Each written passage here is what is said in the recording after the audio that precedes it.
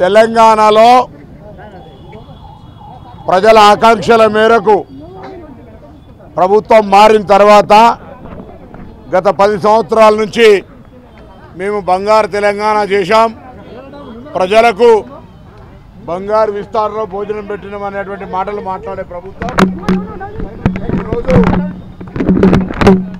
ప్రతి ప్రజావాణి రోజు దాదాపు 5,000 పైన మంది రాష్ట్రంలోని వివిధ ప్రాంతాల నుంచి వచ్చి విజ్ఞాపన పత్రాలు ఇస్తూ ఉన్నారు. 7వ తేదీ నాడు ప్రమాణ స్వీకారం చేసిన అనంతరం ప్రభుత్వం వెంటనే బందీ అయినటువంటి ప్రగతి భవన్ను ప్రజలకు అందుబాటులోకి తెచ్చి ప్రజావాణి క్షేత్రంగా మార్చడం. ఈ ప్రజావాణి కేంద్రమైనటువంటి మహాత్మా జ్యోతిబా పూలే ప్రజాభవన్లో వస్తున్నటువంటి అనేక రకాల విజ్ఞాపన పత్రాల్లో అది ఇల్లుకు సంబంధించి కావచ్చు, భూ సమస్య కావచ్చు, రేషన్ కార్డు కావచ్చు, ఉద్యోగాలకు సంబంధించిన సమస్య కావచ్చు, పెన్షన్లకు సంబంధించిన సమస్యలు ప్రధానమైనవి ఉన్నాయి. తప్పకుండా గౌరవ ముఖ్యమంత్రి రేవంత్ రెడ్డి గారి నాయకత్వంలో తెలంగాణ మంత్రివర్గము, తెలంగాణ ప్రభుత్వము, అధికారులు అందరం కలిసి మానవతావాదంతో ప్రజాస్వామికంగా సానుకూలంగా వాటన్నిటినీ పరిష్కరించేటువంటి ఒక ప్రయత్నం చేస్తుంది. కొన్ని సమస్యలు పరిష్కారం కాకుండా ఉండేటువంటి అంశాలకు సంబంధించి లేదా ప్రభుత్వ పాలసీ ప్రకారం తీసుకోవాల్సిన అంశాల గురించి సమయం పట్టచ్చు. కానీ ఏదైతే ఆల్రెడీ పాలసీకి లోబడి ఉండి కొన్ని సమస్యలు పరిష్కరించగలుగుతామో వాటన్నిటినీ పరిష్కరించగలుగుతామనే మాట మనం చేస్తూ ఉన్నాం. అదేవిధంగా ప్రజావానికి వచ్చే వాళ్ళకు కూడా విజ్ఞప్తి చేస్తూ ఉన్నాం.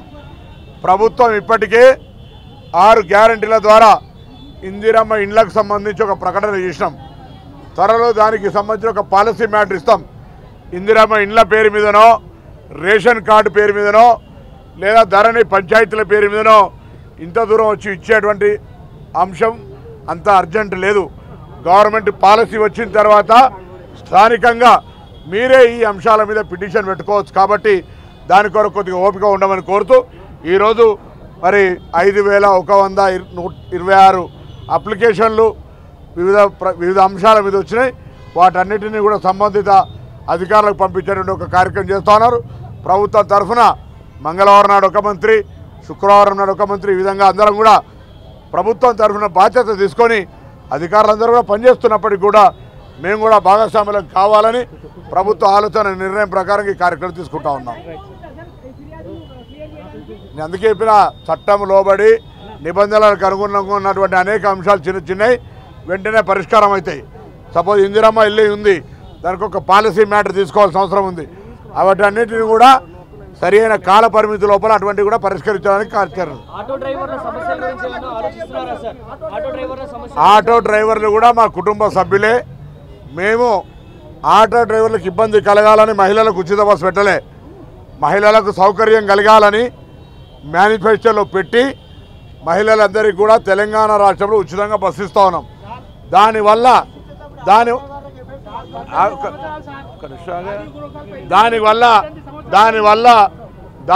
ఆటో డ్రైవర్లకు ఇబ్బంది కలుగుతున్న మాట వాస్తవం. టైరో భయ 1 మినిట్ టైరో.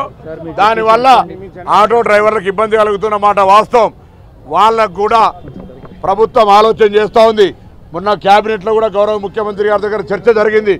త్వరలో మేము ఆనాడు కూడా చెప్పినాం, 9వ తారీఖు నాడు ప్రారంభిస్తే 15 రోజుల్లో అందులో ఉన్నటువంటి ఒడుకుతుడుకులు అన్నిటిని కూడా చేస్తాం. ఇవాళ చాలా సందర్భాల లోపల రవాణా యాక్యుపెన్సీ అంటే బస్ ప్రయాణం యొక్క యాక్యుపెన్సీ పెరిగి బస్సు లోపల ఉన్నటువంటి వాళ్ళందరూ కూడా దాని ఆధారంగా అనేక రకాల ఆదాయం పెరుగుతుండొచ్చు. కానీ ఆటో వాళ్ళకి సంబంధించిన ఇబ్బందిని సానుకూలంగా మానవతా దృక్పథంతో వాటిని పరిష్కరించే ప్రయత్నం మేము చేస్తాం. ఓపిక పట్టండి. రాజకీయపరమైన చర్చలు అవసరం లే. ఆటో కార్మికులకు జరుగుతున్న ఇబ్బంది మా ప్రభుత్వం దృష్టిలో ఉంది. వాటిని పరిష్కరించే విధంగా ప్రభుత్వం ఒక సిద్ధాంతపరమైనటువంటి వాళ్ళకు న్యాయం జరిగే విధంగా, వాళ్ళకు నష్టం జరగకుండా వాళ్ళకి లాభం జరిగే విధంగా త్వరలో ఒక నిర్ణయం తీసుకుంటాం. అప్పటిదాకా ఒప్పుకుంటాం. సార్, విద్యార్థులకు ఇబ్బంది అవుతుంది ఆర్టీసీ బస్సు రద్దులతో. విద్యార్థులకు ఏం చెప్తారు? విద్యార్థులకు ఇబ్బంది అవుతుంది ప్రమాదకరంగా. విద్యార్థులకు రద్దీ పెరగడంతో బస్సులు ఏమైనా మేనేజ్ చేస్తాం. 15 రోజులు సమీక్షిస్తామని చెప్పినాం కదా. 15 రోజులు సమీక్షించి అటువంటి అన్ని ఓవర్కమ్ చేస్తాం.